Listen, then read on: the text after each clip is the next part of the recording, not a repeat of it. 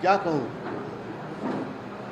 सारे लोग देख रहे हैं, सारे लोग देख रहे हैं। मैंने कल मेरे भाषण में कहा कि पहले राजनीति में पक्ष पार्टी तोड़ना ही कोई नई बात नहीं थी, लेकिन अब पार्टी चुराने लगे हैं और उस पार्टी पर दावा बोलने का एक समय शुरू हो गया है जो गलत है।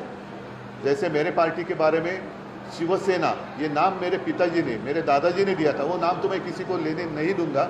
वो नाम देना इलेक्शन कमीशन का अधिकार ही नहीं है। चुनाव चिन्ह देना या नहीं देना वो उनका अधिकार है, लेकिन पार्टी का नाम वो नहीं दे सकते। तो पार्टी का नाम तो मेरा ही है और वो मेरे पास ही रहेगा। अगर इलेक्शन कमीशन चाहते हैं तो यहाँ आकर लोगों के साथ बात करके देखें, लेकिन मेरे पार्टी का नाम वो नहीं दे सकते, पार्टी का नाम वो नहीं बदली कर सकते, वो उनका अधिकार ही नहीं है।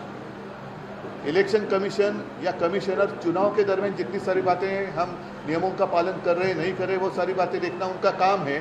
पार्टी का नाम बदलना उनका काम नहीं। नहीं तो हम उनका नाम बदली कर सकते हैं, तो उनकी क्या प्रतिक्रिया होगी?